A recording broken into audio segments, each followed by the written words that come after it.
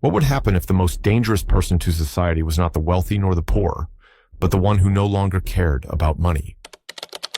The man who walks against the current. Try to picture a morning in the city. The street is packed with people, car horns stretch out like a rushed symphony, faces in a hurry, hands gripping their phones, eyes glued to the screen so as not to miss a call, an email, a signal from the stock market.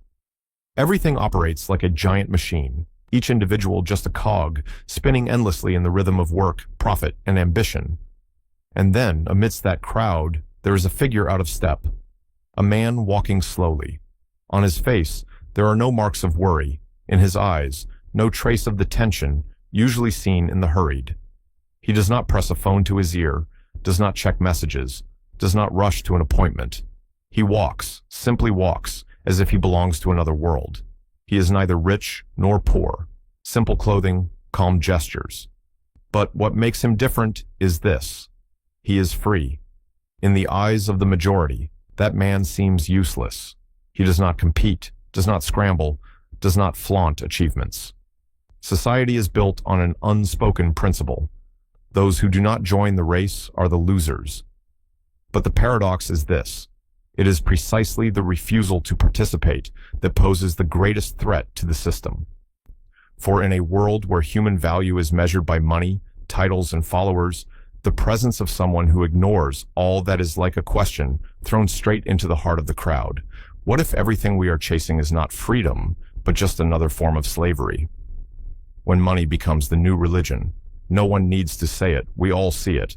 Money has become the god of the modern age.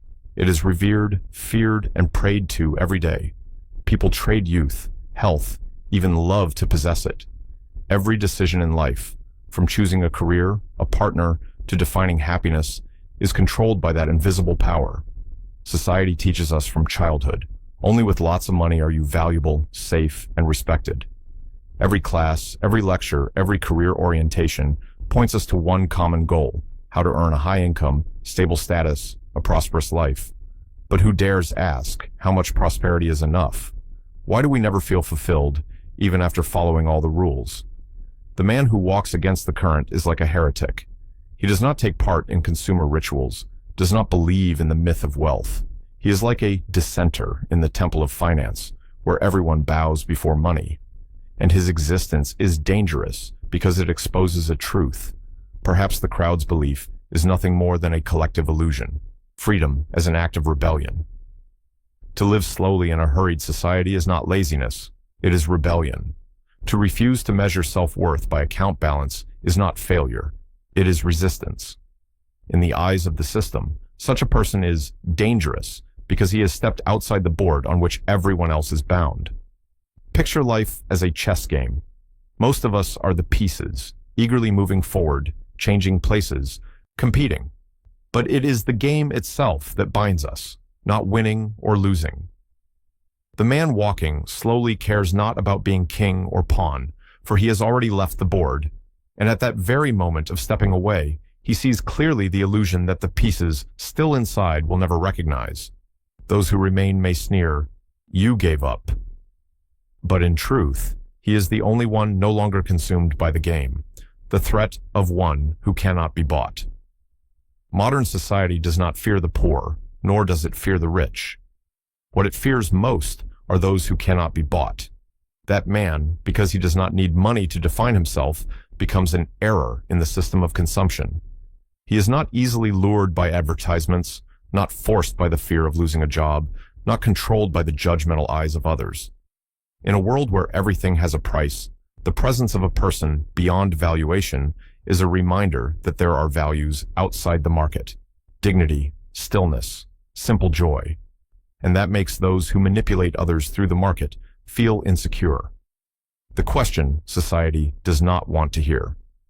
When we see the man walking peacefully, a vague fear rises within us. What if he is right? What if freedom does not come from owning more, but from needing less? What if success is not climbing higher, but daring to walk another path? These are the questions the system hates most, because they have no safe answer. They destroy the entire logic of consumer society, and that is why the one who dares to ask becomes a threat. That man still walks slowly amid the noisy streets. People look at him with doubt, some with disdain, some with contempt. But deep within those eyes also lies envy, for he carries what they lost long ago, freedom. He does not have much wealth, but he possesses a treasure no money can buy, the ability to be himself. Society dominated and the illusion of success. When obedience is taught from childhood. From the moment we sit in school, we are standardized to become citizens obedient to the system. Instead of sparking curiosity, modern education teaches us how to memorize, how to obey, how to score points. The lesson is not knowledge, but a pattern. Obedience is rewarded, deviation is punished. The child who innocently asked why gradually turns into an adult who only asks, how do I get high scores? How do I get a good job? The question, who am I, is replaced with, how much do I earn? That is where the journey of turning humans into tools begins. Society needs obedient cogs, not free souls. Advertising as a distorted mirror. As we grow up, we step into another theater, the theater of advertising. That stage plays daily on our phone screens, on city walls, in casual conversations. The message repeats endlessly, you are not enough. You need to buy more to be loved, to be respected, to be happy. Every shiny car, every perfume bottle, every new phone, not just products. They are sweet promises whispering, if you have me, you will be seen as a person of value. But those promises are like salt water. The more you drink, the thirstier you become, because the thirst does not lie in material things, but in the emptiness within, and no product can fill that emptiness. The religion of the modern age, consumption. In the past, people turned to religion for comfort. Today, the one replacing God is the market. The new ritual is no longer prayer, but swiping a card. The cathedral is no longer the church, but the shopping mall. And the new priests are KOLs, influencers, the ones preaching that happiness is boxed, shelved, and just waiting to be bought. The man who walks against the current refuses to join that ritual. He does not offer money on the altar of consumption, nor kneel before the sermons of advertising prophets. That is why he becomes a dangerous heretic, for his very existence exposes the false nature of this new religion. Fromm's thought, to have and to be. Erich Fromm, philosopher and psychoanalyst, once said, modern man no longer knows who he is, only what he has. We equate ourselves with possessions, the car we drive, the apartment we buy, the salary we earn. But that having is fragile, for it can vanish at any moment. When having disappears, the self also disappears. That is the tragedy of those living in illusion. By contrast, being does not depend on external objects. Being means living in experience, in creation, in love, in presence. One who knows how to be does not fear loss, because their value is not tied to material things. And that is what makes the one who does not chase money untouchable. Thoreau and the Lesson, from Walden Pond. More than a century ago, Henry David Thoreau chose to leave the city to live in a small cabin by Walden Pond. He was not escaping life, but wanted to see it more clearly. He sowed seeds, grew vegetables, built his own furniture. People called him poor, but he was richer than any millionaire, for he owned what they could never buy, the freedom of being unbound. Thoreau wrote, a man is rich in proportion to the number of things which he can afford to let alone. That simple line is as sharp as a blade, cutting through all illusions of wealth. 4 Principles of Liberation. From Fromm and Thoreau, we can draw 4 pillars to step out of the maze of consumption, freedom from false desires, learn to distinguish between real needs and those planted by advertising. Ask, do I truly want this, or is it only because others say I should? Independence in values. Do not define yourself by society's standards. People may praise titles, income, fame, but we have the right to choose happiness, peace, and creativity as our own values. Self-nourishment of emotions. Know how to be alone without feeling empty. Find joy in reading, conversation, nature, art, not in loud validation. Social courage. Dare to say no to the path chosen by the majority. Dare to accept being called lazy, strange, even a failure, as long as you live true to your soul. Connections between philosophy and religion. Buddhism calls it detachment. Happiness comes from letting go, not from accumulation. Confucius calls it contentment. Knowing enough is true wealth. Nietzsche calls it the Übermensch, the one who dares to transcend values imposed by the crowd. The man who does not chase money is the embodiment of these spirits, a living being true to himself, not blinded by collective illusions. If modern society is a giant machine, then each person is tied to it by a string. That string is not made of steel, but of desire and fear. That man has let go of the string. He is no longer dragged along, no longer controlled. And it is precisely this freedom that makes those still bound feel uneasy, as if seeing an exit they dare not step into. Redefining freedom. Freedom or just a transaction? People often think having a lot of money means having freedom, but look closer.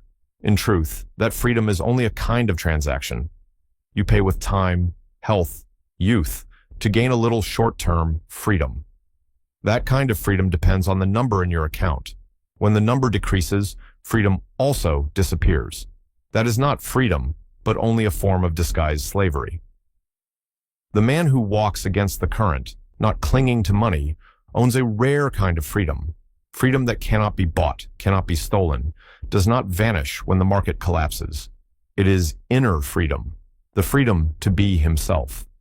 When society fears the independent, society does not fear the poor nor the rich. What it truly fears is the independent, the one who cannot be controlled by money, status, or recognition. Let's analyze three aspects. Economic. The consumer system survives because you keep buying, upgrading, chasing trends. A person who knows enough is a threat, for they no longer feed the profit machine. Political. Power relies on fear. Fear of poverty, of losing jobs, of being left behind. One who does not fear lack becomes unruly, not easily bribed with promises or threatened with loss. Psychosocial. Their calmness is like a mirror exposing the restlessness of the crowd. Others feel uncomfortable because the existence of the free person questions their own choices.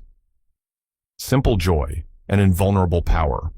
One who does not chase money does not seek joy in supercars, luxury apartments, or lavish vacations.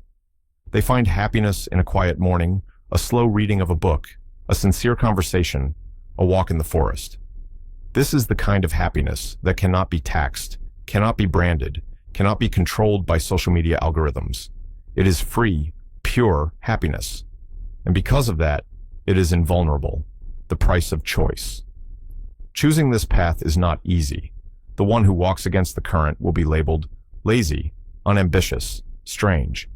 Family worries, friends distance themselves, society looks down. But that is only the external price. In return, they receive invisible rewards, time that belongs to themselves, space to breathe, clarity of mind, and a freedom no power can take away. Here lies the paradox. When you no longer need to prove yourself with money, your true value shines brighter than ever. The message of Fromm and Thoreau. Fromm emphasized, true wealth is not in having more, but in needing less. One who is no longer obsessed with having can finally enter the state of being. Thoreau practiced this at Walden Pond. The fewer needs, the greater the freedom. He showed that living simply is not deprivation, but a form of power. When we combine these two voices, we see the path to liberation from consumer chains does not lie in abandoning the world, but in how we define what is enough. The resistance of the free.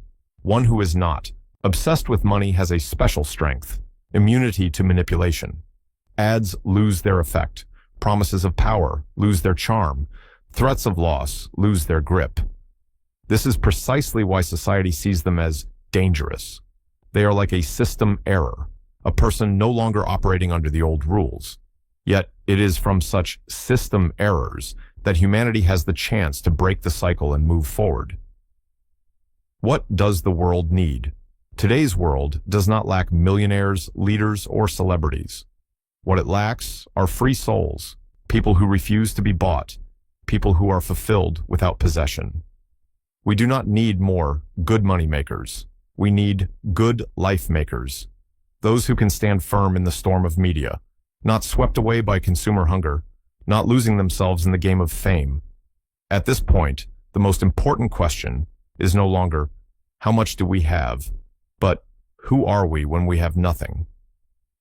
If one day we lose all money, titles, possessions, what remains?